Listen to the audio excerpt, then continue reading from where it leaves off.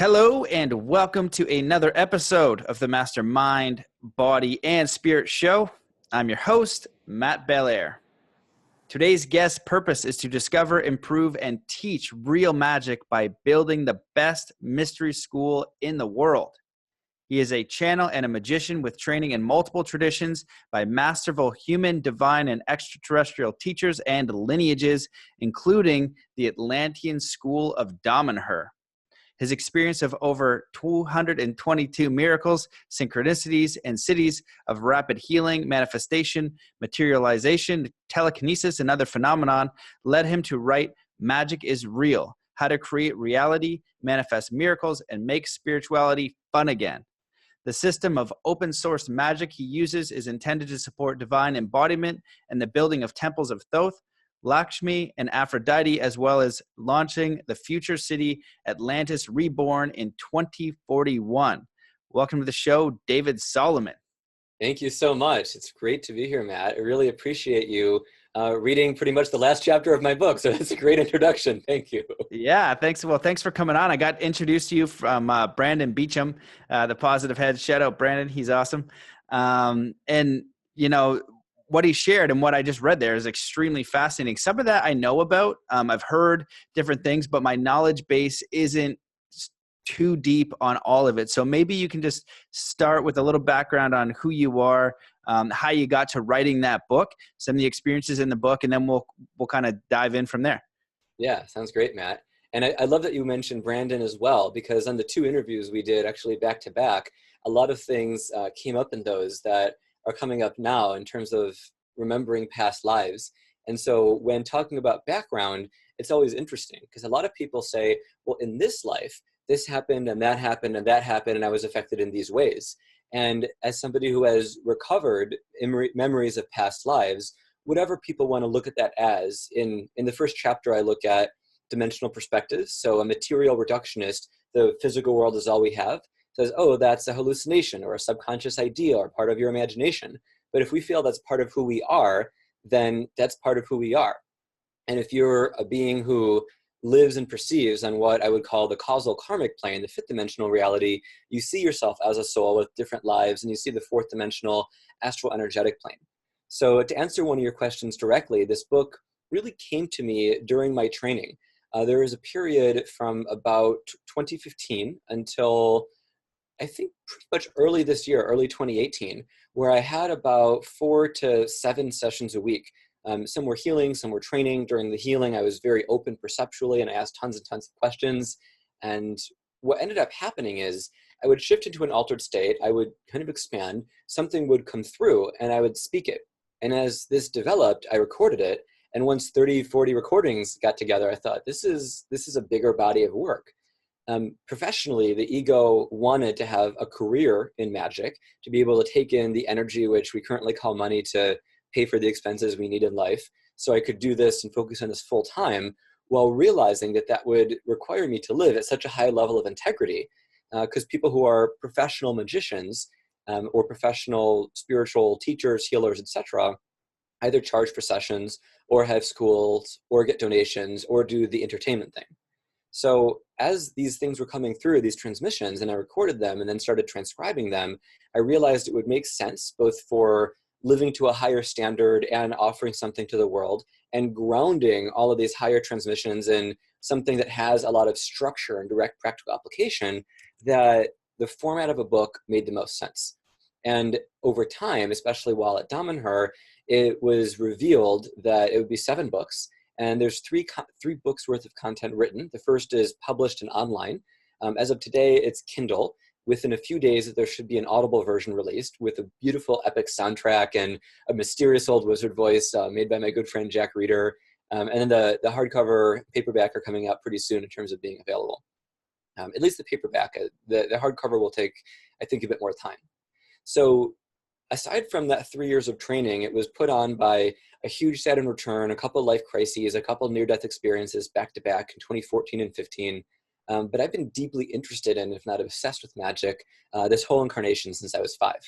And I recovered a lot of memories of past lives going all the way back, I'd say 563,000 years, the number that has felt constant, when I separated from a certain fire god, consciousness-wise. And so it's interesting, having received transmissions that are part of the book, looking at human ascension and descension. We start as the lowest level consciousness in life. We evolve.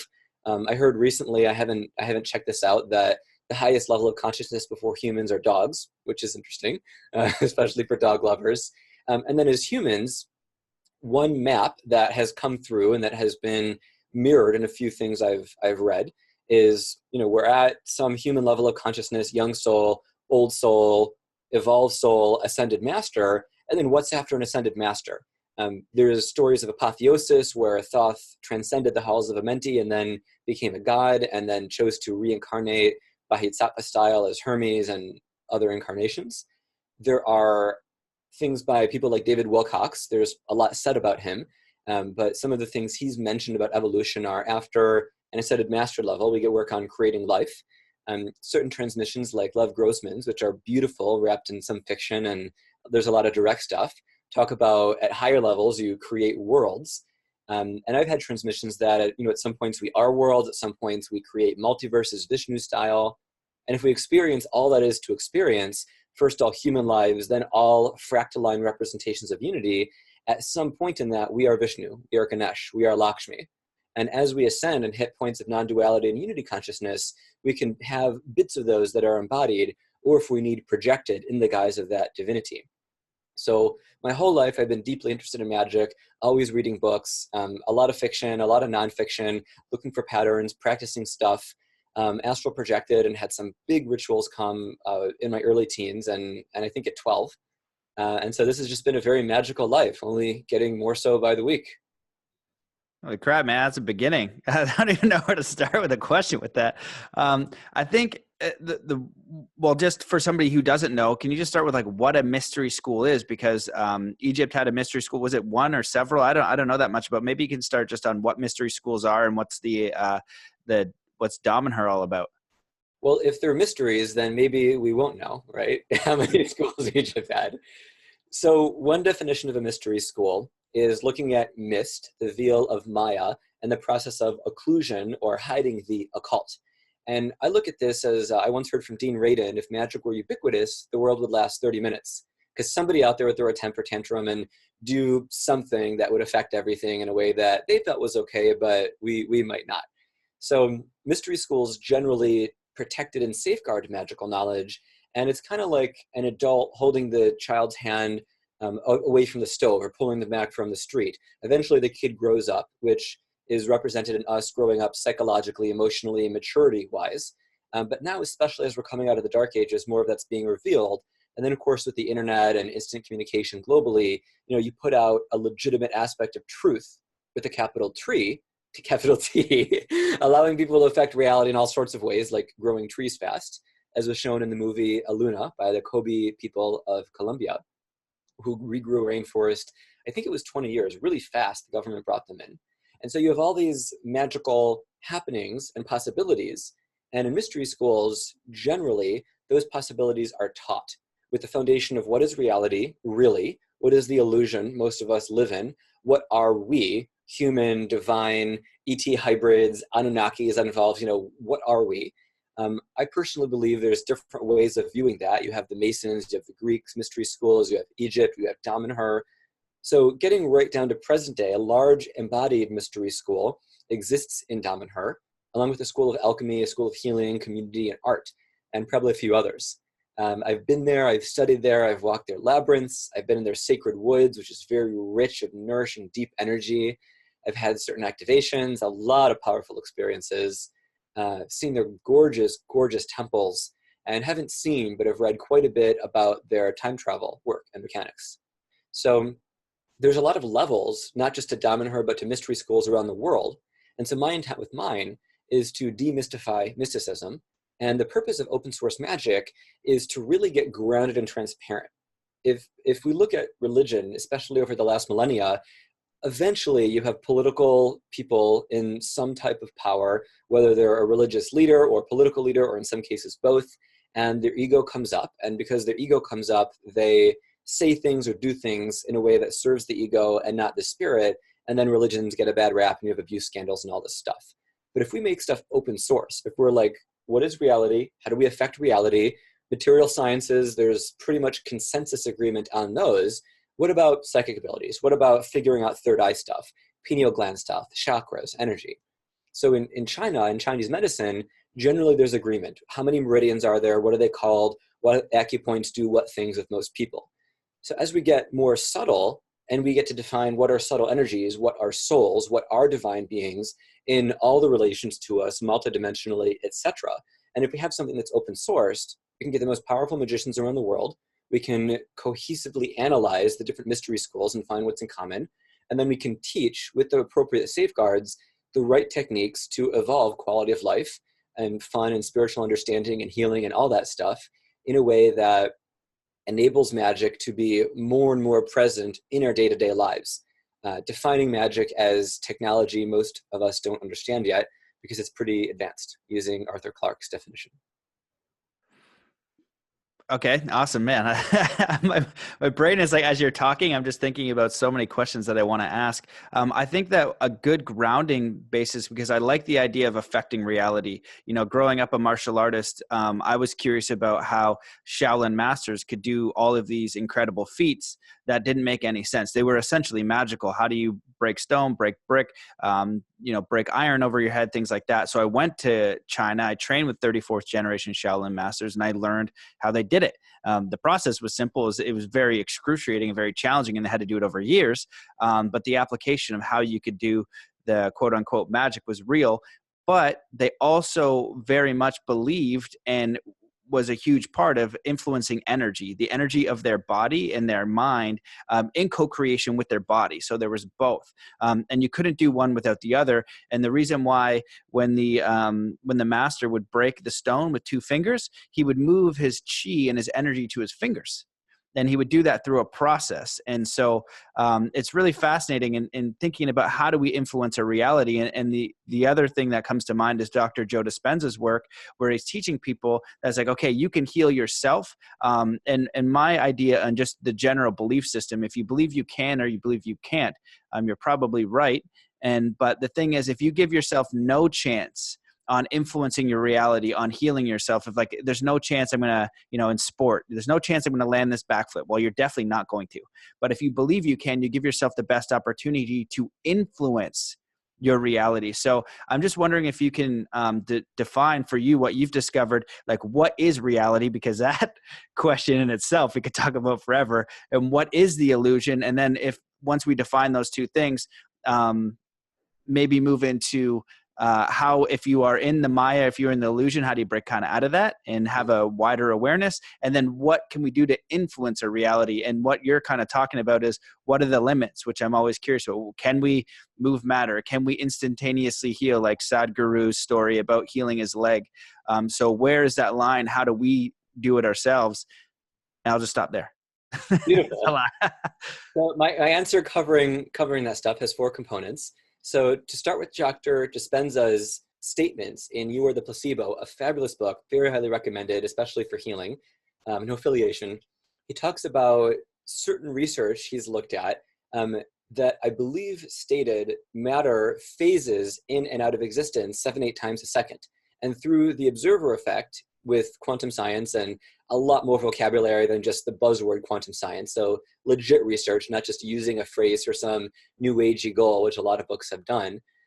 Through that observer effect, through that focusing and that expectation and that will and a whole ladder of manifestation, something I represented in my book as a graphic to get very clear on how we edit reality, going from idea to thought to belief to hope to faith to knowing. And we can deconstruct those later if you want to ask about it. And so through that manifestation process or observer effect or other vocabulary or other lens, depending on the mystery school or school of thought you learn it in, you affect the position of the matter, the quarks, the electrons, the protons, the structure of the stuff. Kind of like when Dr. Marcel Vogel was doing crystal research, held an image of the Madonna in his mind, and then the crystals and light formed into a matrix representing that image, which is kind of interesting. And Masaru Emoto in I think it was The Healing of Water, The Shape of Water, did research claiming the stuff with faith and love written on slips of paper and water frozen over it. But I've heard mixed things about that research being reproducible. But what Dean Radin says, very interestingly, about science and magic is because the observer effect is one of the foundational reasons and aspects of causality there. If you have a strong anti-belief that something will happen, your expectation that it won't happen affects reality. And Isaac Bonwitz, the only person that UC Berkeley gave a degree in magic to, and if I remember right, a druid physicist who wrote Real Magic before Dean Radin did, but Dean Radin references it, really, really excellent book. Bonwitz talks about this thing called catapsi, C-A-T-A-P-S-I. So you talk about a cathode and an anode, and you talk about psi as magical brain stuff, energy that affects the world in the parapsychological fields. So catapsi, cathode anode, is anti-psi or anti-magic. And so then we get to a hierarchy of belief and expectation. What happens if you want to edit reality? What happens if you want to and somebody thinks you can't? Well, I believe it's whoever uses consciousness more strongly. That isn't who has a higher consciousness or stronger awareness, because at the highest levels, we're all the same. But at the lower levels, just like you and I likely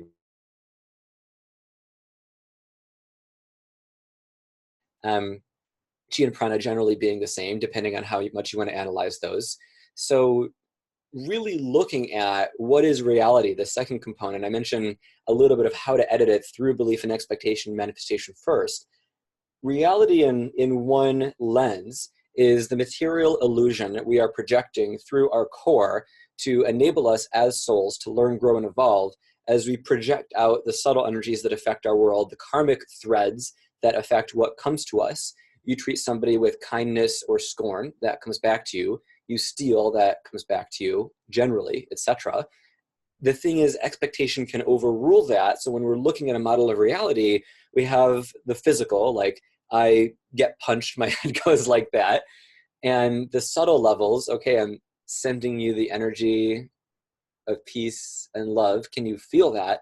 Are your chakras, are your perceptions open? Do you believe in actually doing that? Or do you have catapsi to counteract that? And then causal karmically, all the way up to unity, where we're all one, and you see yourself as creating this and dancing with yourself in oneness. So that illusion, that veil, why are we creating it to live on this plane? That's actually something I'm receiving is something that we shouldn't right now, at least in this episode, go too deep in. It is a question I asked when I said, okay, this is a school. That's kind of a cliche answer. Where else do we go with there?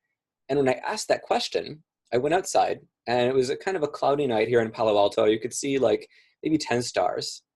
And I was just kind of taken over or embodied by this huge knowing. And I held that knowing, and the clouds vanished, and hundreds of stars appeared in the sky. And it was brilliant and enchanting and gorgeous. And it was so exciting. It's like, ooh, magic. It's physical. It's on a big scale. You can't sleight of hand a whole sky of clouds away. And I called my boyfriend. I told him what happened. The clouds came back. Like, oh, wait, ego's here. Hung up the phone, shifted back into knowing. All the stars, or things that look like stars, came out. So looking at what is this model and why are we here to learn and to play and to edit and to shift, I would refer to Andy Weir's poem, The Egg. So Andy Weir wrote The Martian, excellent book, great movie. And in his poem, The Egg, which I asked to publish, but I couldn't because of publisher reasons, what he said, is you die. It's kind of first person. You die. You talk to this other being. It's God. And God says, I hope you had a good experience. Your next one, you'll be a peasant girl, a few hundred years in the past. And you're like, wait, time travel? And God's like, very long poem, very rich. I can't do it justice giving quotes. I'm just paraphrasing it. We all live all lives. And after we live all human lives, we graduate from this egg and we, join him, her, it. So to answer, your other question about how do we escape this, I'll use the word matrix because a holographic matrix of creation or illusion or veil of Maya is one nice paradigm for this type of conversation. When a friend asked this, who wanted to study with me last week, I was wearing a Fruit Lip shirt. And just to be completely neutral, outside of all faiths and connotations, I said, well, what I'm getting is, think of the goddess of Fruit Loops. She's in her lab and there's a petri dish, and that petri dish is the universe of humanity. And the goal is to figure out how to get that petri dish pink. And we could call that pinkness ascension, unity, oneness, golden age, all the things that most of us want to manifest into. Heaven on earth, bliss, true divine nature, full awakening, full enlightenment, depending on how you define that stuff. So what happens if we try to do something that will ultimately turn that petri dish yellow? Well, if we are a tiny cell in that petri dish, to run with this metaphor, maybe we don't know what will make it yellow or pink. Maybe teaching spiritual healing will make it a bit more pink, but teaching materialization of creatures of any type that we can imagine, in Damanhur, creating astral beings are called chimeras. There's a similar technique in Hermetic philosophy. And what if we could just do that? Well, maybe the good people would have unicorns and the bad people would have, vicious snake demons, and it'd be an interesting world. And maybe that world would fall apart, Dean Radin's 30 minutes thing, and that would turn the petri dish yellow. So maybe the goddess of Fruit Loops, to use, one aspect for something that again is us, but at higher levels as a more powerful being, just like, in the day-to-day physical only, maybe you could bench press more than me, so maybe you're more physically powerful than me. It's a word without judgment. It's just a measuring tool. So maybe this goddess of Fruit Loops put a safeguard on the petri dish so we can't turn the color yellow. And there's a lot of other lab assistants rooting for us to turn pink. But if we turn yellow, we get the slate wiped clean. Fractally, you could look at that as Atlantis being destroyed for immorality and lack of maturity. I know you mentioned earlier a different view on Atlantis, so maybe we'll dive into that. And so breaking out of this egg, breaking out of this matrix, breaking out of that petri dish, joining Goddess Fruit Loops or whoever you want to put in her place as now new lab techs that design beings, worlds, universes, I feel is something that we evolve and shift into. And for that path, I feel that the law of one is a great path to look at or follow. And as somebody whose mission it is to create the best mystery school in the world, I look forward to the day when we can incorporate the law of one and the Egyptian mystery schools and the Greek ones and Kabbalah and Christian mysticism. And, like The Good Place said, really funny, it's a great show on Netflix about a type of heaven and hell relationship. Every religion got it about 5% right, but this one guy, Todd, tripped balls on mushrooms one day and got it 96% right when he was super high. So, it's what's that consensus reality and what's that consensus way of editing reality and escaping and shifting from it. And then the Enlightenment traditions, how much does that really matter? Maybe we should just be present and stand in joy. That's awesome. It actually leads into the question as you're going there. There's a few questions that I wanted to ask, but, the idea of manifestation versus contentment. So you've got like the Zen philosophy of whatever is, we're good, like that's kind of what it's teaching, like peace and mindfulness, and you're observing the reality, rather than forcing it. My current view that I'll just share, and so you can rant on whatever you wish, but it's like the yin yang. It's a push and pull. It's an influence and a surrender back and forth. And when you're working with magic and when you're working with influence, your own reality and creating it, right? I deliberately attempt to create my reality, but also surrender. So I was like, okay, well, do I want to go snowboarding? Well, that's different than me wanting to go for a hike or to do work or to write a poem or to learn something or to travel or whatever. I get that choice to influence my reality and life experience, as is I believe is my right on the planet. So I'm curious your thoughts on that balance of manifestation and influencing your reality versus surrendering to it, allowing and finding peace with whatever you have. If you have the worst situation going and everything's falling apart, like finding peace. And then finally, I wanted to just throw in there I think that would you say faith, knowing, whatever that ladder is, that does sound interesting. And I'd love for you to elaborate on that. Yeah, my pleasure. So why act is the ultimate question, I feel, between that action and surrender. Why take action at all? And different faiths have different perspectives. Jainists, from my understanding, try to not step on bugs because they don't want to affect karma in a negative way. People who eat meat, they look at the cycle of life and evolution and say, yeah, I get that animals have souls and feelings, but so do plants, so do microbes at some level. Certain traditions would probably say microbes don't have souls, but there's room for many belief systems in this world. But ultimately, look at any action you take. Why did you eat your last meal? And for most of us, the response is we choose to. That choice could be reactive. That choice could be habitual. It could have a lot of intention. How we carry out that choice could be sacred, or could just be automatic without a lot of mindfulness. And depending on the tradition, that too could be sacred. So in looking at why do we act, looking at a meal is pretty mundane. We eat meals to sustain ourselves because that's currently how we sustain ourselves for most of us. And so when you get into higher levels of action, like, well, what about magic? What about astral travel? What about pursuing a life goal, a dream, an ambition, a big achievement, really taking a lot of effort and time and all these other things and resources to make something happen? Build a skyscraper, build a school, build a temple, get an Olympic gold medal, any type of action or achievement we would want in life, because we choose to. We either choose as a soul, and then as an ego, we realize it's a knowing, a purpose, an alignment, a path, a choice we made before this incarnation, and so we need to align our ego with our soul to live that choice and build that skyscraper, win that Olympic gold, live in a cave for 37 years, whatever it might be. And like Neo said in Matrix Revolutions, one of the few good aspects about that movie, when he was asked, what's his motivator, he said, I choose to. And emotionally, that doesn't have a big oomph behind it, but I would offer that emotionally, that's extremely liberating. If your leg gets chopped off, you could choose to be completely passive, completely in, do nothing, and accept life as it's given to you, or do something, get a prosthetic leg, work on researching all types of healing things to regenerate your leg completely, etc. So it comes down to choice, it comes down to free will and higher self and all that stuff. And I think it's really very, very individual. It gets a little bit murky when you get into systems of relative morality and say, well, this should or should not be done.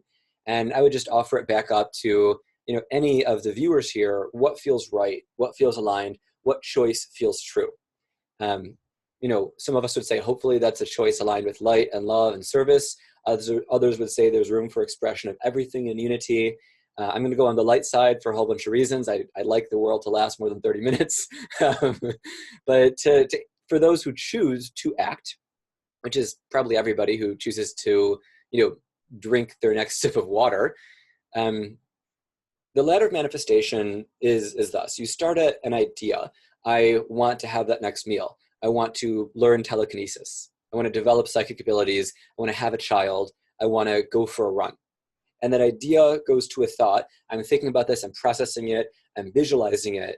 And so to take, some higher level of manifestation, launching Atlantis Reborn, 10 million person city, after building a Temple of Thoth, Aphrodite, and Lakshmi, things that I have slated in the next 10 years.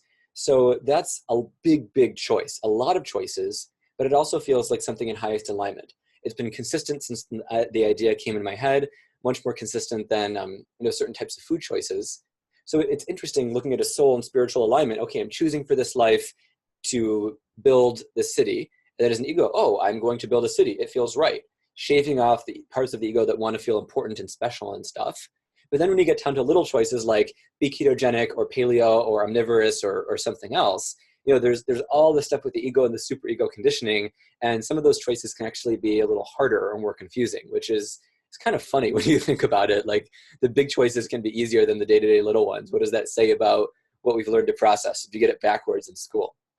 And so as we elevate on that ladder of manifestation and we go up from thought, you get to hope. Like, I hope this can happen. And then you level up in confidence again. I believe this will happen. There's data and evidence showing I believe it. For any of the examples, going for a run, maybe you've done it before, so you believe in yourself that you can. An Olympic gold, you're very confident, you have resources, support, you've studied it. And then from belief, the next stage is faith. So faith is knowing before there's material evidence. Just use a very, very concise definition of faith. I know it's a deep, deep topic that you can write volumes about. And so that is really the crux of manifestation, bridging the conception into material reality. So if you're a very, very high level yogi, like in Paramahansa Yogananda's book, you can materialize a palace in half a second, like that. And you have the whole thought, the whole conception in your mind. And as soon as it's there, you decide for it to be. And based on your level of awareness and based on something Dr. Dispenza has said that resonates with many traditions in Tibetan Buddhism, you're more wave than particle, you're more light, you're more energy than matter. You can coalesce and direct the structure of energy. And based on the strength of your visualization, concentration, determination, decision, and alignment, to bring in Patanjali's Yoga Sutras for a second, you have the palace. And that faith is so strong and so instant, and you're so high above the time-space, day-to-day reality that you see that palace, and then the next time reality flickers into being every 7-8 times a second, the palace is there. Most of us can't materialize an apple, much less a levitating cat farting sprinkles, which I talk about as, once we're farther along the path, we can do that, no problem. But most of us have a long ways to go. And, making spirituality fun, that's easier to laugh about than, a diamond or a car. But just like I think a lot of teachers say in the wealth circles, if you can manifest $1 or $1 million, it's the same energy. Well, maybe, but belief is where a lot of us get caught on the crooks. A great tool is the Fearless Soul track, Believe in Yourself. And I used to listen to that over and over if I was working on feeling confident enough to shift into something, a belief that something could manifest. Justin Fairman and Jack D. Nechtel of the Flow Mastery Institute talk about a belief clearing exercise. And so that can also help in magic and take you up this ladder of manifestation. And so just to wrap with this question, as we're working to choose to manifest and edit this reality, edit this hologram by observing very strongly, including the emotional, astral, energetic plane and all the dimensions with it, what makes that right or wrong? It's your personal morality of what is aligned with your highest self as truth in this moment and what supersedes what. Is that higher than this yin-yang model? I believe so, because when you have two paradoxical truths, either they're two sides of the same coin or one takes precedence. Don't kill people is a rule most of us think is important, but if that person was about to kill 100,000 people and they've done, deeds most people would call evil, you could say it's a good deed to kill that person. So, back to highest self, stepping away from ego, I feel is the ideal arbiter in any individual type of choice. Man, that's awesome. I love that. I've never heard of the ladder of manifestation before, and I really enjoy that. I think that there is another element because I really like it. So it starts with the idea. Idea pops in, then you are having continuous thoughts. I would imagine how that goes. Then you have hope, then you have belief, then you have faith, which is like faith, like the belief in yourself, and then faith is like, I don't know if you can distinguish that. And then is it knowing? Is that the end of the ladder? Is it faith? And then, or is it manifestation and knowing? I feel like you talked about an end of it. I just wanted to double check. So faith and then knowing. Yes. So yeah, you're right. So faith is knowing before the physical representation, and then knowing is when it is there. So the line can be a little bit blurry at those higher levels. And how do you define knowing of something that will happen tomorrow, for example? So that's a very, very wishy thing. But after knowing, I would say you could add the word validation. And I don't include that in the ladder because that's actually a trigger word for a lot of people in spiritual communities. But I would say to most audiences, validation in consensus reality comes after that. So as we were talking before the show, somebody says they can do something, you believe them or you don't, you need that validation to go up all those steps. And it's one point of view to feel that for that validation to occur, if it's a co-creation for your catasai to disappear and you to allow or will that siddhi, that miracle to appear, manifesting a crystal out of thin air, and say this just appeared in my hands, I didn't pick it up, but it just materialized, possibly you and I, and very likely in terms of talking about catching real magic on camera, everybody who would view that video, is there sufficient belief, faith, and knowing of a thing to be possible in whatever context? This being can do it, that being's not of high enough awareness, this being's a guru, that being is a, whatever. And so as we shift into collective awakening, we all are the Messiah. We all are that collective guru, and we all work together. And we're shifting from praying to one person and seeing and agreeing on that person is powerful to agreeing on our own unity of power and manifesting stuff together, whether it's a palace or a crystal or a healed body part or anything. Right. Yeah. Well, I definitely agree with that. I'll phrase it in different words, just the way that my mind's thinking about it, because my background in just kind of understanding how I influence my reality. You know, when I was a teenager, I was like, what do I want to do with my life? I knew I wanted to snowboard, so I had to figure all that out. I had to write it down. I had to go do those things. I had to believe that I could get out there and do this because I had nothing. I didn't know what the hell I was doing. And so I think about the ladder of manifestation. And one thing that I wanted to add on is like, I think that we have a lifetime to manifest the thing that we want. You know, we live in a society where it's instant gratification, you know, instant apple in hand, but we are in the third dimension right now. We can influence things, but it takes time. If you want to master snowboarding with me and you've never snowboarded before, it's going to take you time. If you want to learn and master martial arts, it's going to take you a bit of time. So when we can connect to an idea or a thought or something that we really resonate with, like actually from our heart. It's not financially based. It's not survival based. It's not fear based. It's like expression based. It's like, okay, there's no fear. You're going to have food, water, shelter, everything you need. You don't have to worry about anything. What do you want to do? And I think that when you have that idea of out of scarcity, you can think with that freedom. But I also think that this is what makes this learning in this school a little bit more fun, is knowing that you don't have that safety net. That's what makes it thrilling. That's what makes it a ride. When I go do a backflip over a jump, it's not like I know I'm going to land it. Like, especially the first few, I definitely didn't know if I was going to land it. But you know, it gives you that exhilaration, and it also gives you something that you spoke a little bit about at the beginning, is like that free, or maybe not at the beginning, but that choice. You know, I choose to.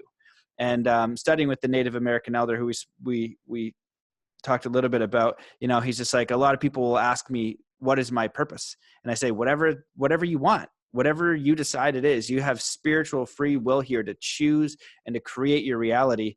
And so I just wanted to kind of add that, because I think that in that I agree with that idea of the ladder of manifestation. And there's other tools, you know, like writing it down, getting clear on what you want. Visualizing is super important, feeling it and connecting to the energy. You know, if you could switch my body with another body and they go to do a backflip, they'll do it right away because they have that knowing and they know what it feels like. So what if we could take that into the thing that we're trying to manifest? And so I could either let you elaborate on that, but the question that I wanted to ask you, and I'm sure this has come up in your studies, what's your view on polarity? The reason why we have polarity and suffering, because I think it's an important part of having this stage in this dimension we're in. And if we move into the, people will call ascended 5D, ascended master, that kind of disappears. It's a different thing, and you can manifest instantly, but we're navigating that growth right now, mentally, spiritually, and emotionally. So I'm just curious if you could speak your thoughts on that. Yeah, for sure. The phrase, the wound is the gift, comes to mind. So a lot of people have a healing crisis. Western medicine fails them. They turn to Eastern medicine, spiritual healing, something like that. They learn it's real, and some of them study it more deeply. Some in turn choose to really research and practice, and then a fewer amount, like Barbara Brennan, choose to really pioneer. Brennan actually, I believe, was a NASA physicist, and I don't know if she had any major crises. And then from looking at subtle energies and really advanced stuff in reality and NASA, she's like, oh, energy healing's real. I'm going to start a school. And, you know, now she's one of the most spiritually influential people in the world. So the purpose of polarity, we could say, you know, light and dark, pain and suffering, and love and light and joy and happiness, is there's a stimulus and then a response. And stepping out of stimulus and response, stepping out of the whole karmic cycle, sure, we could say we want to do that. But, you know, there's a great example. Earlier today, somebody in my life, I'll call him Joe. I was talking with Joe, and Joe got really nasty and started swearing at me and started threatening me. And it's just a normal, interesting scenario. I was saying, like, here's our agreements, and Joe didn't want to hold to those agreements.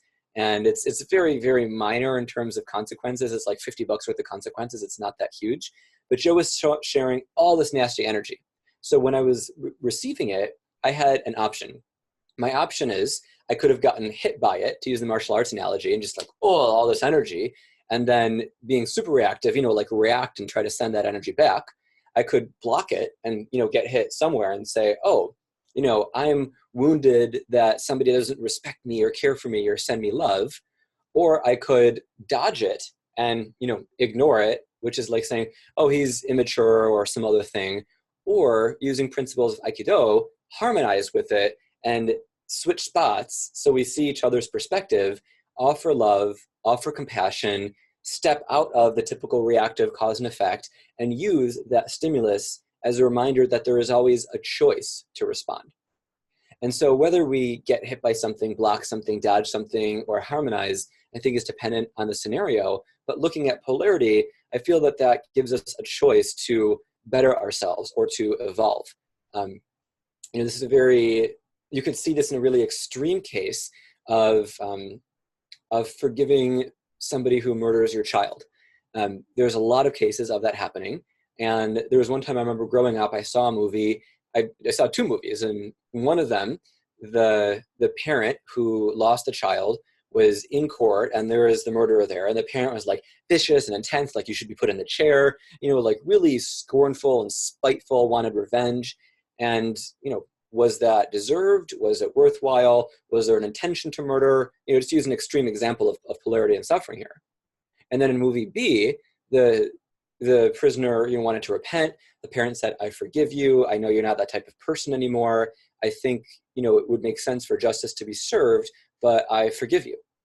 And so we have that option. And every time that, even we feel pain without somebody coming at us, say you stub your toe, do you swear? Do you blame yourself? Or do you say, oh, this is a test of my enlightenment, a test of whatever. I'm going to choose to laugh, and then laugh as a reaction when I stub my toe. And I'm going to choose not to suffer. And I feel if we want to ascend and we feel like we're getting higher, we need to do what spiritual VC venture capitalist Joe Hudson says, is try to be triggered. And try in safe, generally controlled settings to be triggered in a safe way, whatever that means. Have somebody say something to you that hits a vulnerability, an old wound. And if you can sit there and take it, say somebody roasting you, but trying to go below the belt, and just hold laughter, loving, peacefulness, and detachment. Celebrities actually are good at this, or pretend to be. If you look at some of those like celebrities read mean tweets or laugh at each other or insult each other videos. Josh Brolin did this with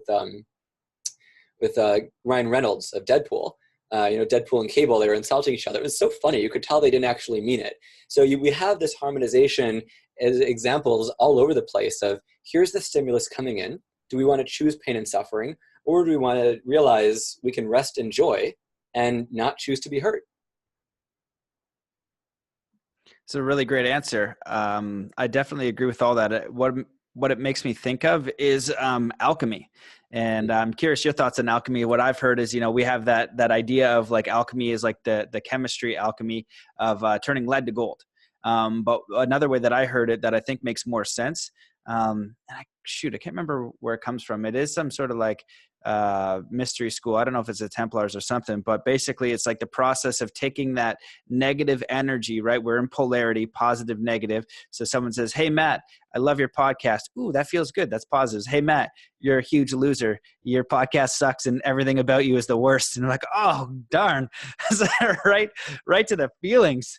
And so I take that feeling of that pain and that catalyst and that negativity that I'm experiencing. And, from that higher level, it's not a good or bad. They just said something. I just identified with one. And one way that I've heard enlightenment before is that someone could give you a compliment or a put down and you remain the same. And the more I think about that, I believe it's pretty bang on. But when we're getting these catalysts in the world and you learn to alchemize it, you learn to Aikido it, you now have fuel, right? You're allowing that fuel to transform it, to bring you up, to bring you to a higher state. So you need that fuel to get you to that next level. So, if you're right at the beginning, you might be getting stuff all day. Just bam, bam, bam, bam, bam, right? Giving you more fuel, more practice, and practice makes perfect. So I'm just curious if you wanted to either like elaborate on that idea or maybe what you've learned about like alchemy or anything like that. And if that's like similar to what you've learned. There's so much. There's like 12 things. So I'll try to go 12, perfect. 12 things have come up. Yeah. So one, just to be cute, is have you seen Interstellar? Yeah. Oh, yeah. Right. So the black hole was something to surrender into. And when you surrendered into the black hole, you have this boom expansion of your concept of reality and time. And then everything is evolved and everything makes sense. So when that black hole, Saturn return, dark night of the soul, challenge, somebody hits your car, cuts you off, whatever, comes at you, can you fully surrender into it and allow it to move you in the current? Or do you paddle really hard and realize, oh, the current's stronger, I'm going to strengthen my muscles. That's my choice. That's what makes sense now. So it's a really interesting question, alchemy. Damanhur has a school of alchemy, and defining alchemy, if you watch Full Metal Alchemist, one of the best shows about alchemy, despite, how much is fiction and real, Full Metal Alchemist Brotherhood, I'd recommend a bit more. It's based on the original manga, but both are excellent shows. You look at this idea of transmutation. And the principle in that show, which I think is really good for us to think about, is there is a transmutation of energies, non-physical into physical, physical into a different type of physical. So in Damanhur, in their alchemy school, and they have like a 3-day preview, it's a school that you can take 3 weeks all at once, or you can take it like in monthly sessions, depending on where you live, or do like a 3-day preview, which is the first 3 days of the longer curriculum. One of the things that they offered when I took it is how to create a potion. You're like, ooh, yay, real magic, let's make potions. So say, for example, that goji berries, say this was just started out as water, right? Just say reverse osmosis pure water. And I held it, I sent a very strong intention, I'm a powerful wizard, somebody drinks it and they feel elation, or their wounds heal instantly, or their thoughts shift slightly more positively, depending on how powerful it is, which of course is a co-creative experience. So now let's look at a higher element of divinity, a higher element of alchemy, saying, well, I'm going to take my thought of goji drops and everything required to make this bottle, the paper, the ink, the glass, the rubber, and I'm going to, through quantum stuff, through sacred geometry stuff, through chi, through intention, through influencing the aspects of myself that are oversouls and that are individual souls under that, to create goji drops and whisper in somebody's ear the inspiration and reveal to somebody in a dream or intuition or signal that there's a mind that they can, get certain metals from that are related to like the shininess of the ink here. And so all of these things. But for most of us, practically, alchemy is about transmutation. And a lot of teachings and writings say, well, it has nothing to do with physical metals. It has to do with your soul. What does it mean if your soul is lead, is tin, is gold? And so there's a lot of maps when you look online. What are the qualities of a soul that elevates, ascends from bronze to silver to gold?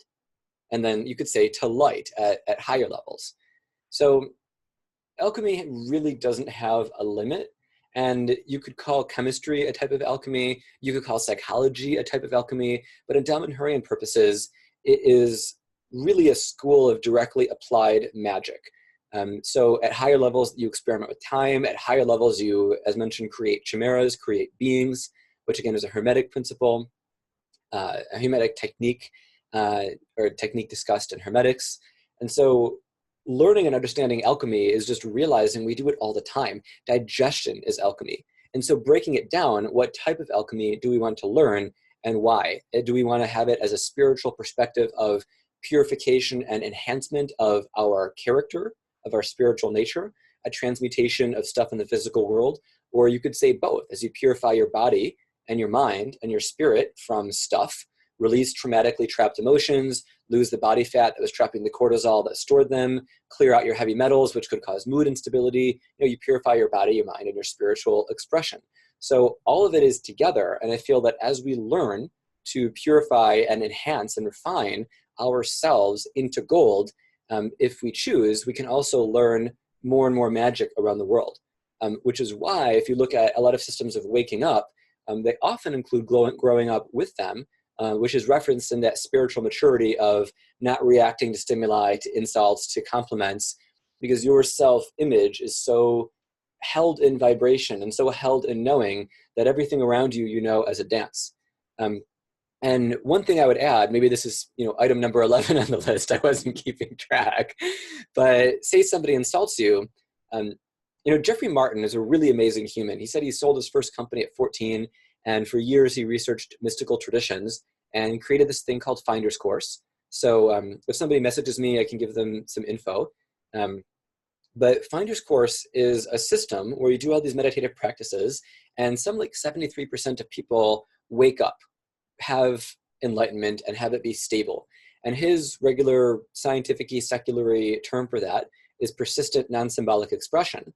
And once when we talked, he said, well, that's stage 4, and there are actually higher stages. And stage 5 is when you choose to go back into emotion and feel positive emotion. And so maybe somebody insults you, and you're like, I love you. And now, does that love piss them off? Does that love level them up? Depends on a bunch of factors. But if you actually get positive emotion and experience more emotions, a lot can be said for, are you really at those higher levels, or are you even higher? And I'd like to state that, or posit that we're higher. That once we realize we create and choose this experience, maybe we want to choose to feel sadness, to empathize with somebody, to work with that energy, to infuse it into a potion. Maybe we realize somebody we live with is blocking their sadness with anger, and if they felt sadness, it would help them release it. And if we do a healing session with them and allow ourselves to feel sad and have the mirror neurons offer sadness, that maybe their nervous system could realize it's safe to feel sadness, it's safe to be vulnerable, it's safe to release this stuff and let it go. So in some of my videos, I do that, and I hold worry. And to do that, I need to feel a little bit of worry to hold that frequency.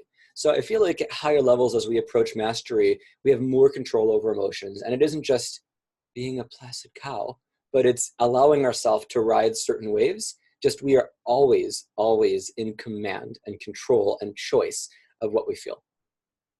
Yeah, that's a really good point. I like that. I definitely agree with it. And I think that there's a distinction to be made because, when you have sadness, let's say your little tiny puppy gets hit by a car, you're going to feel sad. You're not supposed to oh, I'm totally fine. I'm not sad. Like, we're having a human experience. We have emotions. And I think that there's a danger when people will try to law of attraction or positive think away something that's terrible. Now, it's not but it depends. Like, let's say you lose your job. I use this analogy on one of my buddies that I'm coaching. And I was like, you could lose the contract and be like, okay, great, no problem. Something better is going to come. That can be a real thought. And you could also, if you want, be pissed off about it for a second. Just don't stay there. You're allowed to be human. You know what I mean? But if you get stuck in that state, then that's a little bit destructive. If something serious happens and, a family member is hurt, you're going to feel a certain way, and we shouldn't shun it away. And I think some people are teaching that, and that's not my view, but we need to understand it kind of goes to materialism versus possibly realism, if that makes sense. Or just okay, my car got hit. I can lose my mind, or I can be like, oh, okay, cool. That's totally fine. It's a material object. Everybody's okay. I'm okay. I don't need to get all this wild emotion. But if you're at the stage where you are in anger and things like that, just try to see, analyze that for a second, dive in, get to the root of it. And you can use that as a catalyst, because it'll go down into your core issues and beliefs of fear and security and stuff like that. And you can use it as a tool to go into the depths, like the darkness and the alchemy of yourself, to find a piece of information that you don't want to look at. If you cover it, and you can cover it with anger, you can cover it with frustration, you can cover it with any different thing. But if we just kind of dive in and then release it, we're finding information, kind of like, the diamond in the rough scenario. But I think you want to say something, so go for it.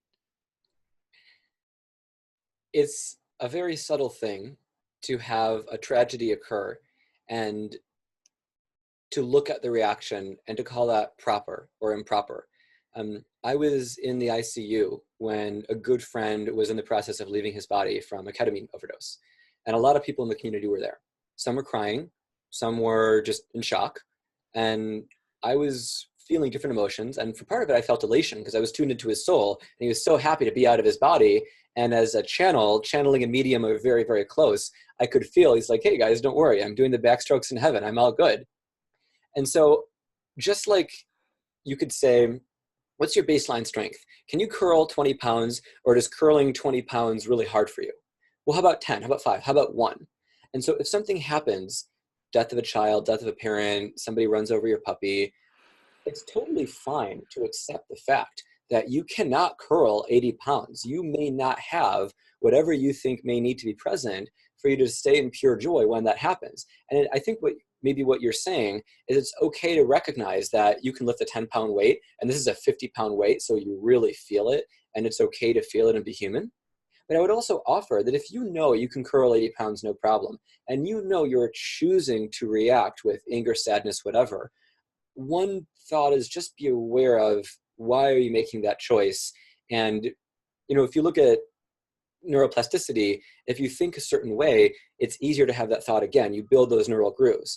So I'm of the opinion, at least for myself, that if something happens and I can choose higher, more positive emotions or lower ones with full authenticity, I want to choose higher ones because I want to stay in the upward spiral of habits and neural grooves, the 3D brain reflection of all this other stuff, of choosing to have everything support my evolution leveling up.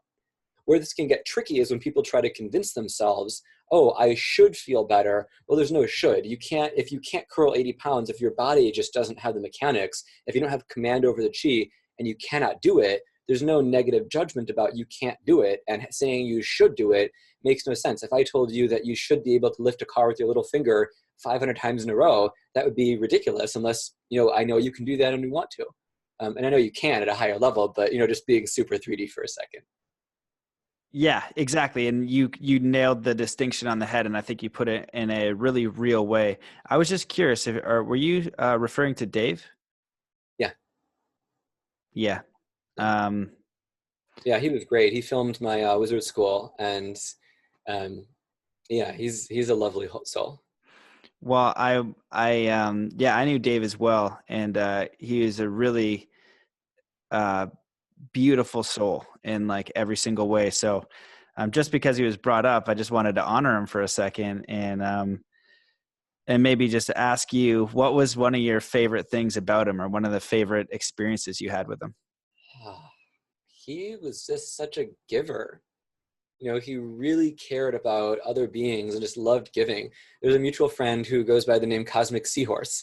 And when Dave was at a festival, he actually found a painting of a seahorse in space. It was literally a cosmic seahorse. And there's a video played at his memorial where Cosmic, saw a cosmic seahorse. And Dave just bought this painting and gave it to him because he knew it would bring him joy. He didn't say, yeah, brother, here's what I paid if you want to cover some of it. He just like gifted it to him. And I don't think he was very wealthy at that point.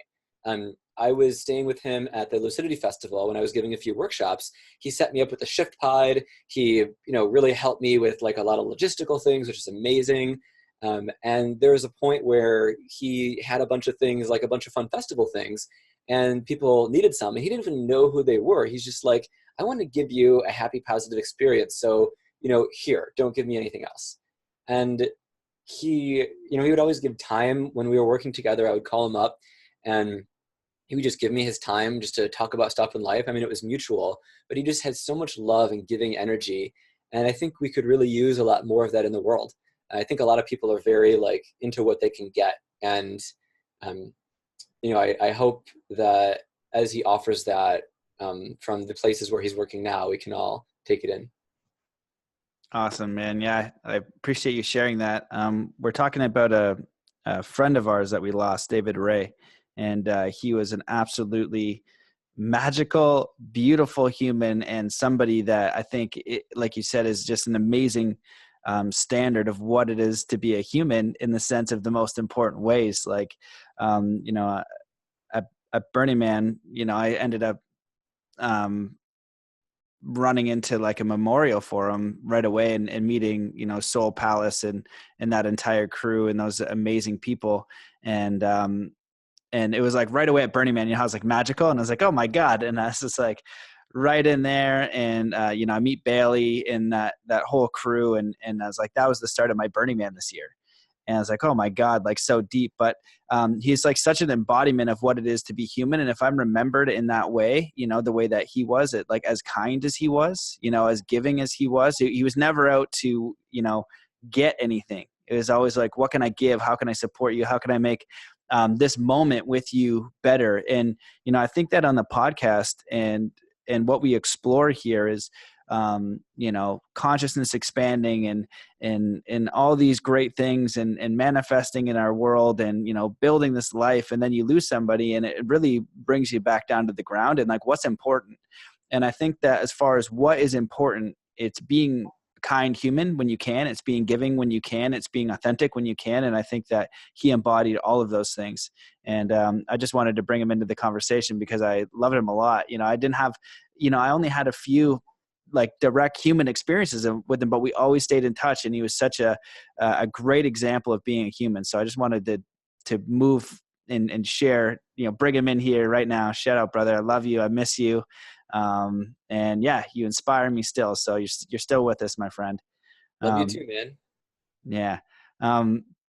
So I don't know where to go with this because I got all sidetracked. But okay, so I guess can you speak about one of the questions that I wrote down was some of the philosophies, like some of the or not philosophies, either the philosophies or practices that you do at the mystery school to, increase awareness in any kind of magical way.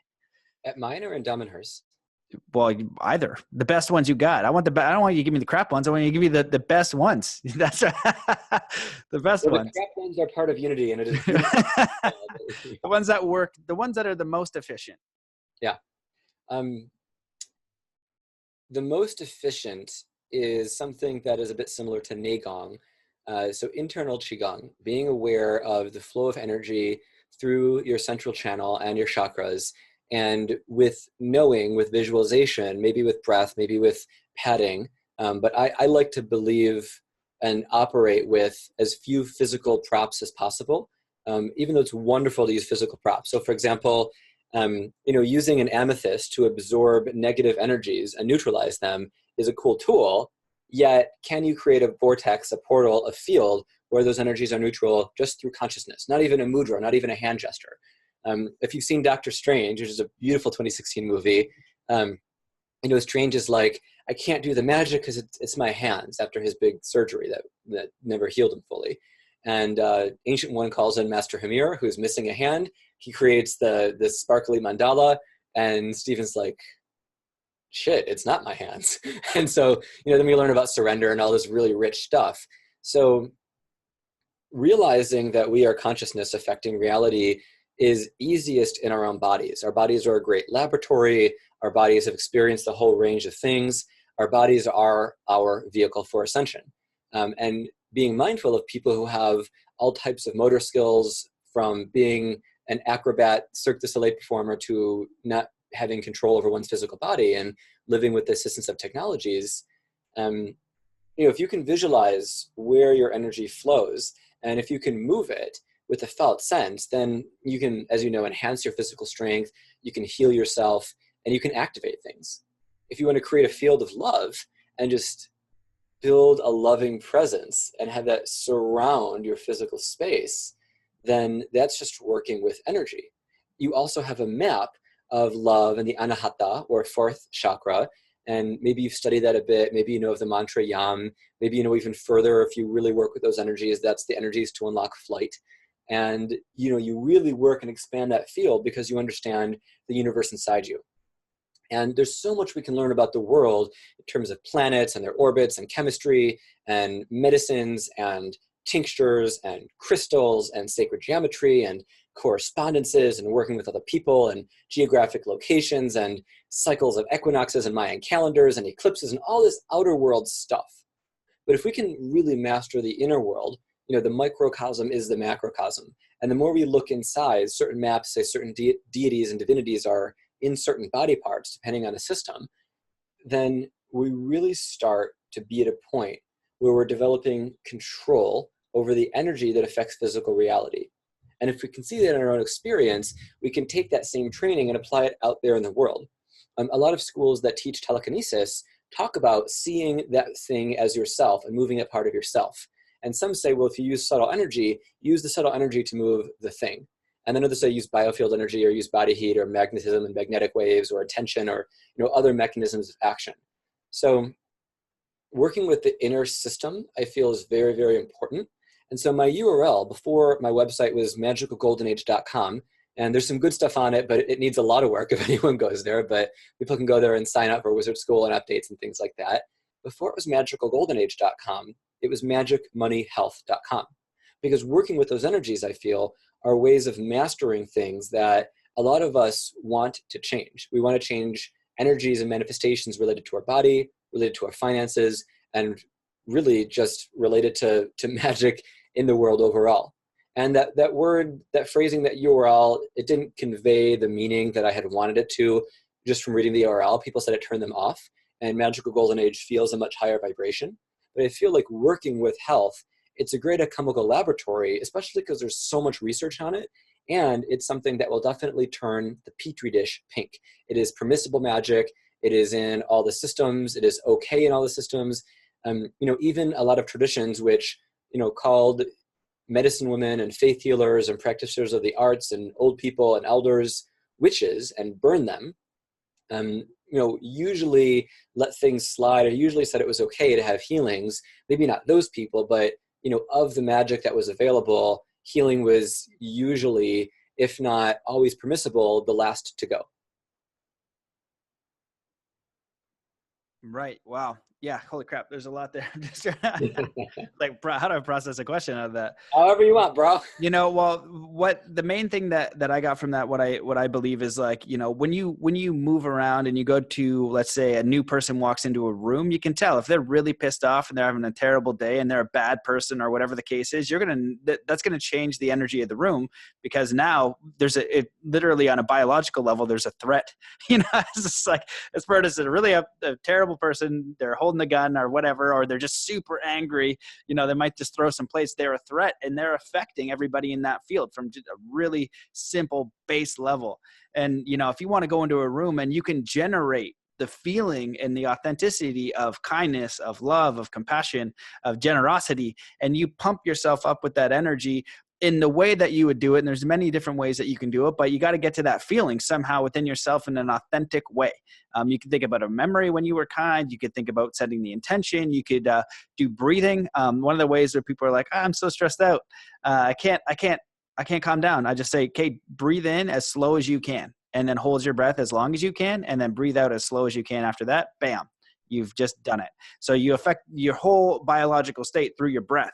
And then that's going to calm you down. You can set the intention, generate that emotion, and it's going to change how you interact with people. It's going to change and affect your whole environment. And that's a really powerful thing. And it's a gift every single time you go into an environment with that. And you can learn how to do that. And that's through your own consciousness. That's through your own decision. That's through your own, your own decision to just do that. Or you can stay in a funky state and do whatever you're doing. So one of the questions that I was curious about that I put at the beginning, and now we're here, so I want to ask it, is what is for you the most wild and out there thing that you have ever seen firsthand? I'll go with a direct experience. I'm sure you've heard some craziness, because I have heard some craziness in my life, but I've also experienced some wild craziness. So I'm just curious if you could share your most wild direct experience that made you like, oh my goodness, that's some wild stuff there. Yeah, brother. There's a lot. I tend not to rank them. I love what you were talking about related to breath and pranayam, whether people do it through alternate nostril breathing or Kalabhakti breath of fire, because that's engaging the physical body. If we do one thing, the breath is definitely one of the best bridges from consciousness to the body.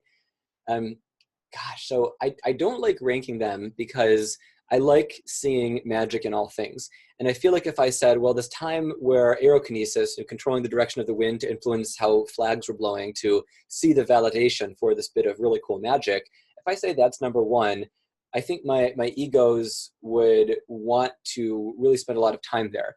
And I'm looking at the fundamental nature of reality that allows all magic to be possible, not just focusing on, one specific thing that I feel is more important than all the others for demonstration purposes. Although I do focus on, a few certain things at a time in terms of meditation and the mystical abilities. I'm getting to a certain level, and then it just, like physical health, is just about maintenance.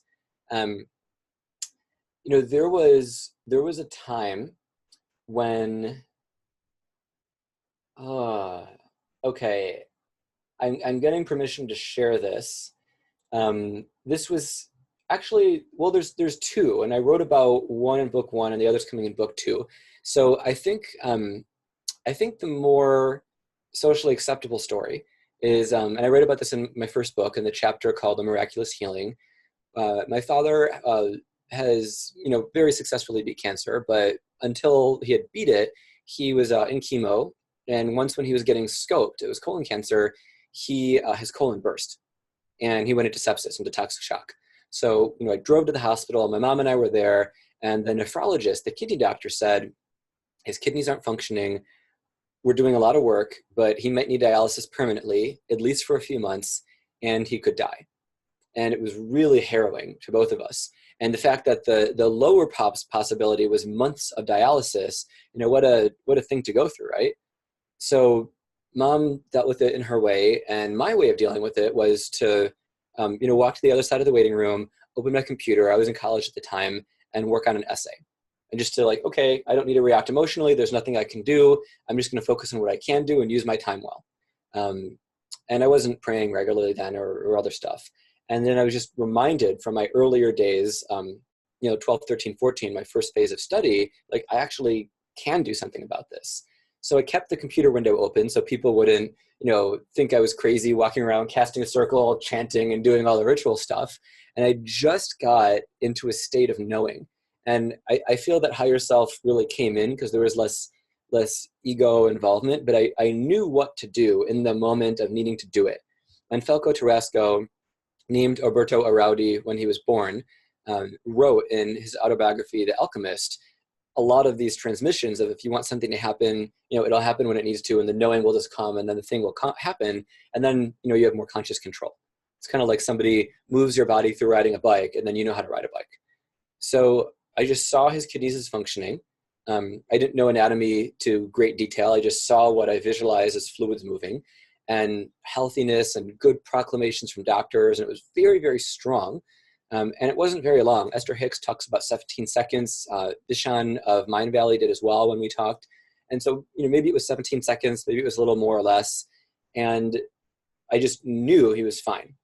And a few minutes later, I was getting some hot chocolate. The kidney doctor comes back up, and Mom freaked out because he came up 15 minutes after the first message, and it sounded like, Dad needed hours more surgery no matter what.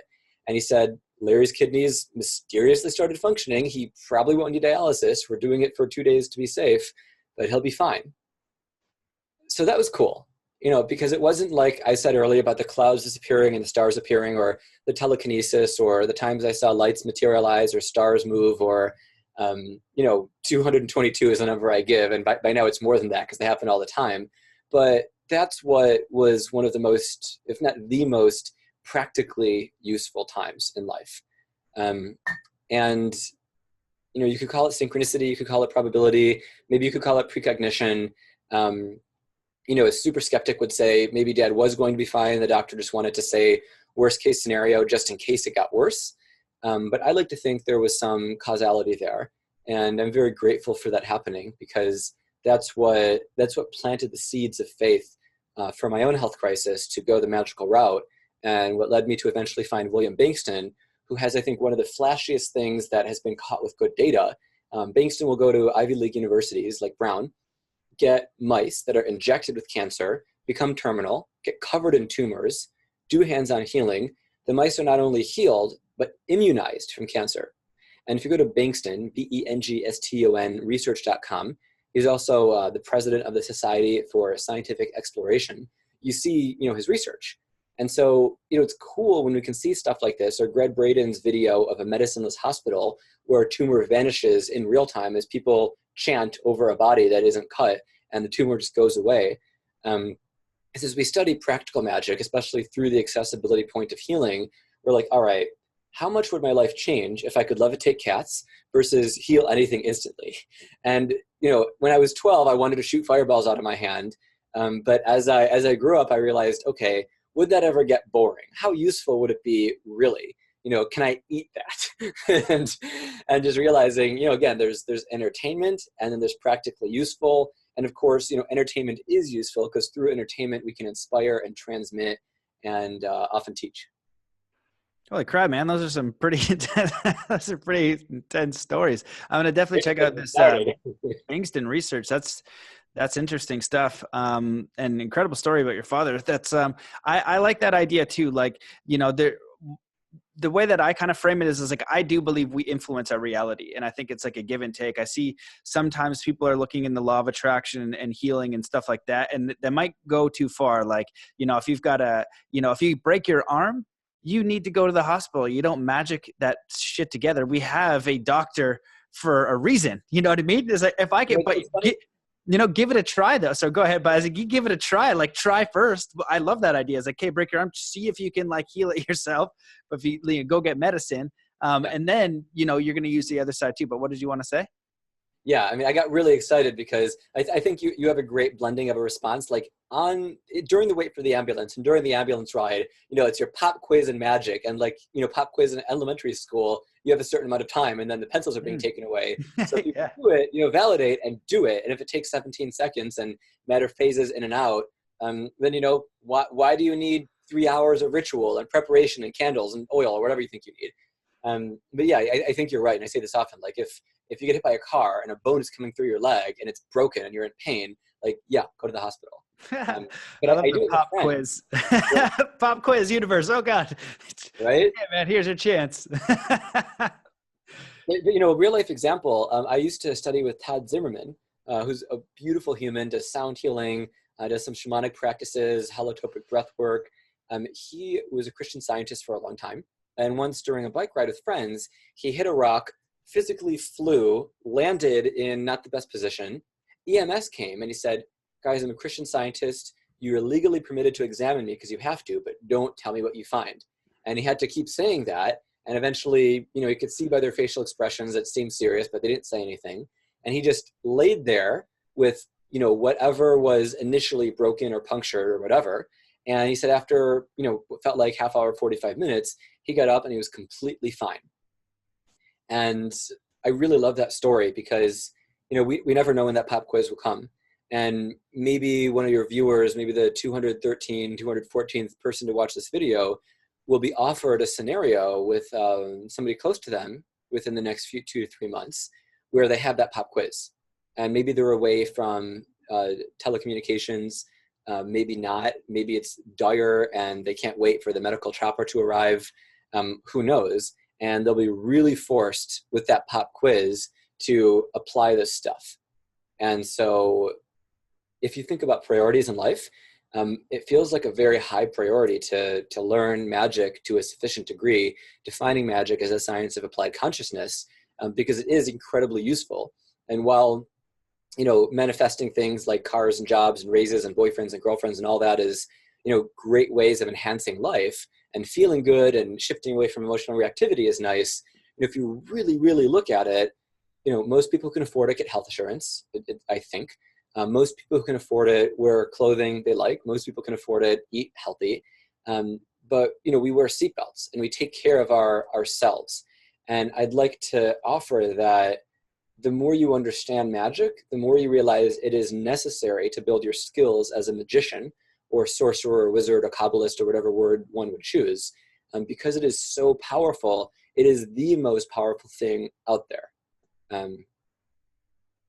To be kind of serious for a sec. Yeah, well, I think that story is interesting. I believe too. I think what magic, for me studying it, is important to understand, like how your mind works, challenging your belief systems, how you view reality, giving yourself. And the most important fundamental thing for me is how you operate in belief, because you're giving yourself no chance. Now, because my very amazing cousin is a what is he, a heli paramedic or something, he would argue do a first aid course. So I think both, that but the yin yang is both, you know what I mean? Like that's exactly what the mastery is of the Shaolin monks. They have the mastery of body, and mind, and you need both. You need to be able to use the tool, but also with the thought. And and you start with the thought, but you don't have the tool. I think that we're moving to a possibility where thought influences to a degree that we don't understand, and I'm all for that. And then also to using the physical tool, because that's where we're starting. And I think that that's also our process of becoming human, of like graduating each stage. Right, we're going each day. We're kind of taking off the training wheels, right? You kind of see this blip of a miracle or something like that. And Wayne Dyer talks about a few where the same scenario where he had to help somebody up this like narrow corridor, and all of a sudden there was a big group of people, and this guy couldn't make it. There was something wrong with him. He couldn't bend his back. I don't know. So he's like, okay, just come on my back. Wayne Dyer puts him on his back. And then he's just about to get knee surgery. He had one bum knee. Now he has another bum knee. And he's like, I felt my knee was about to go out. He's just like, but I had to put this guy on my back. It was like a circumstance. And he's like, I heard this voice say, just keep going. I kept going. My knee didn't break out. I was scheduled for surgery in like a month or two, and it just healed my knee. But I felt like this energy, the super energy, come up in an extraordinary moment. So it's fascinating how, like, you know, we've kind of got these two worlds. And I think that that's what we're living in, is this balance of the yin yang. You've got the spiritual, you got the material, etheric and things like that. And we're navigating both those realms, and we're doing it through consciousness. And then we can view the feedback that we're getting. So, you know, when we train, or when we do a meditation, or when we observe a reality, but, if you don't entertain the idea that you couldn't heal yourself, there would be no possibility. What if you could? You know, it's an interesting thought, but also then moving forward. And I wanted to, moving forward with just like doing a practical thing, if your body's in danger, with the holographic breath work, what was that guy's name? I wanted to write that down. Todd Zimmerman. Todd? Todd, yeah. He's in Saratoga, California, near Los Altos. Really great human. He's on Facebook. If people contact me, I'm happy to look into referring them. He's a really, really skilled guy, very kind, very sweet. Yeah, because that's a great. And I wanted to ask, you were there? Do you know what was actually wrong with him? Like, do you know what it was? And I wasn't there. It happened a long time ago. Okay, cool. Yeah, because I know that Sadhguru, he has a TED Talk about sitting there in India, and he has this awakening, and then, you know, he has this experience where he knows he can kind of access the realms that we're talking about, and then he breaks his ankle or something. He breaks his leg, and then he heals it. And he says this in his TED Talk. And so, you know, I can't confirm if it's true or not, but I can say that that's a wild story. And I'm interested in the possibility of learning that skill, if there is one. Yeah. So Dr. Joe Dispenza teaches workshops. I believe his method would work for this stuff. William Bankston does as well. I think Bankston teaches fewer. I took Bankston's workshop, and it worked. And what they both have in common, they use different languaging techniques, explanations, is going back to our very beginning of using your conscious observation to see reality as you want it to be. And you say you learn first aid, as you're walking for the kid and going for it, you know, you hold in visualization, or for your massage therapist, you do energy work and intention while you're working on the person's body. And so, yes, first aid, and, you know, you can do them simultaneously. Not like, you know, let me zap you for 30 seconds and if nothing happens, then I'll put on a Band-Aid. Like, as you're reaching for the Band-Aid, you can parallel process and see them as healed. Yeah, I did two of Dr. Joe's as well. And the stories that came out of there were incredible. And really the most fundamental core belief of that is you can heal yourself. And the biggest challenge of where the illness can come in sometimes is, you know, Dr. Joe will phrase it as like accepting the death sentence of the doctor. Somebody tells you something, now that belief is planted. Now there's a belief that you are ill, or there's a belief you can come back to full healing. And that's night and day. And so, you know, my idea would be like, if you look at somebody with a terminal illness, okay, right, you have it, they say you're going to die. You can either believe that or not, but if you can remove that belief and empower yourself to, I want to stay and I can heal myself, you're giving yourself an infinitely better chance of succeeding in that rather than not, because otherwise you're giving yourself very little opportunity. Yeah.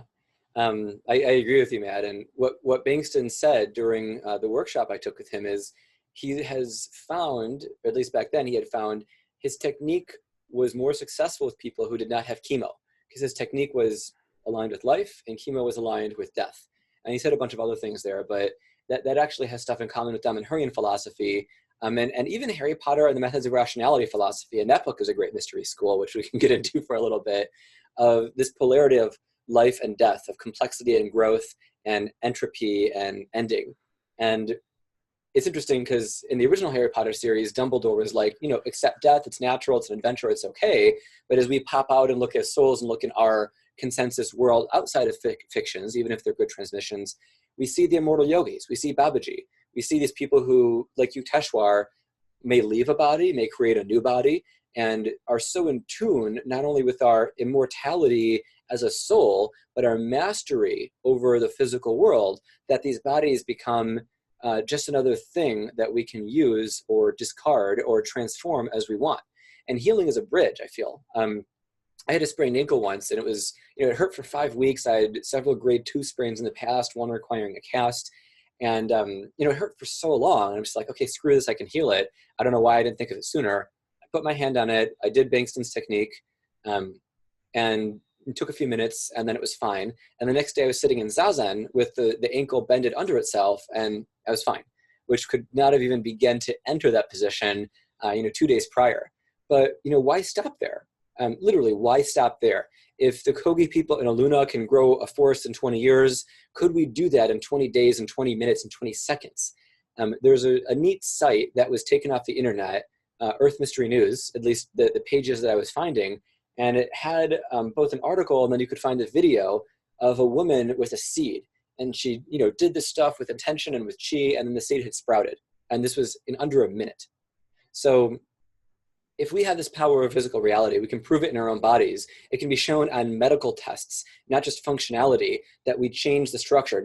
Dispenza regenerated crushed vertebrae, as he wrote in his book. And that's validatable. You can take an MRI, you can prove that. So why stop there?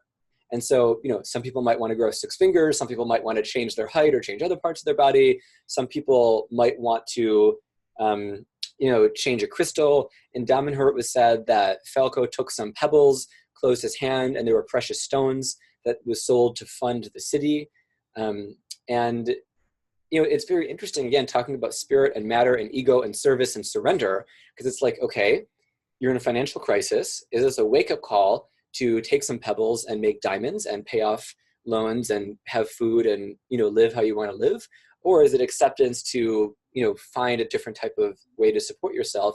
And again, we go back to, do both. Maybe during your daily routine, your practice, you try to materialize that diamond. If your schedule is that intense, then do it while you're on the toilet, because, if you need some time, that's some time. And you do that while you look for, especially with money. I've taught a lot of money magic workshops, and a lot of them involve Lakshmi. And a lot of times when I work with Lakshmi, the probabilities of reality shift, and I'm a lot more likely to have financial prosperity come in the ways that I have been, wanting, hoping, seeking for it to come into the world. I'm looking away because the internet is a little bit unstable, so I'm closing some tabs. So it's interesting realizing, well, if we have control over reality, and that's magic, the science too advanced for most people to fully understand. So we use the word magic despite all the synonyms of illusion and fiction and fantasy and stuff. And so why stop there? And so my mystery school isn't just about using consciousness to heal and change your experience. It's let's grow those forests really fast.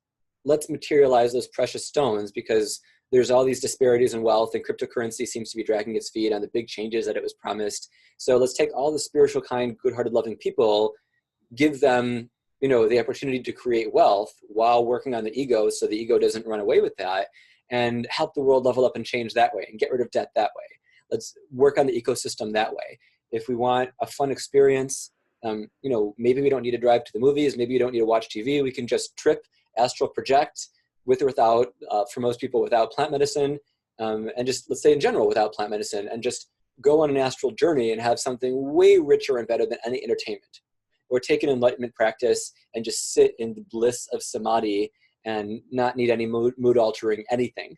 And so, there's so much more to magic than just the introductory stuff and the flashy stuff. And, it's like exercise. It's, what do you feel called to? Do you like to run? Do you like to elliptical? Do you like to swim, wrestle, parasail, jujitsu? Maybe mix it up, right? And so, same with magic. You build your foundational skills and then you explore. Awesome, man. Well, it sounds good to me. I'd enjoy that weekend. I think that every time I go to a festival, it's pretty much like that. The interesting experiences, but you can do that in meditative states. You can explore binaural beats. There's all these different kinds of things you can do with introspection rather than seeking out. And I think that it is an interesting exploration, and for the fundamental shift or perspective that I think is the most value is belief, and understanding that each individual choice or perspective or experience you can have on this planet, the one thing that's going to influence it the most, like magic, is your belief. And so whether that comes to, do you believe you can improve your life? Do you believe you can find a mate that loves you? Do you believe that you can influence your reality? Do you believe you can heal your body? Do you believe you can have a joyous, incredible life experience that you can imagine? And magic and imagination go hand in hand. I think magic, belief, imagination, and then you could call them rituals or science of manifestation, influencing your reality through word, through thought, through deed, through practices. And it kind of is very similar and akin to the law of attraction, of which I've studied pretty in depth, and it's fairly straightforward. If you want to, be the best ping pong player in the world, I always use that analogy for some reason. But if you study ping pong, if you learn about ping pong, if you play ping pong every single second of every single day, versus somebody who doesn't, you're going to get a different result in 6 months. So I think that all of this stuff is very important to explore your own belief systems, explore what you believe is possible, like the 4-minute mile analogy, where nobody believed it was possible. Somebody runs the 4-minute mile. Now everything's possible. You can't heal your body. Somebody does it, and shows you a way. And it's like, oh, is that actually possible? And then people start trying it, and we're going to start to experiment, or whatever the case is, and whatever the limits are, which I have no idea what they are.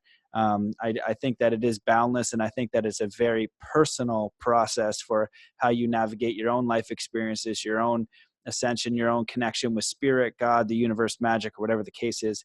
But I just want to thank you so much for coming on and sharing everything you did. I was taking notes the whole time, and there's a lot of stuff in there. And there's also a lot of links of people for people who are interested and want to explore, whether they go through you or explore some of these people that you referred to that I have in the show notes. But I just want to ask before we close it out, is there anything that you wish that I had asked you or that you want to elaborate on before we finish, and it's an open floor for you to do so as you wish? Yeah, brother. There's so much that one can offer, and there's so much that I've put out there that isn't published, and a lot there that is, and it's just about distribution. I'd say if anybody appreciates what I've offered, there's a few ways to engage in it more deeply.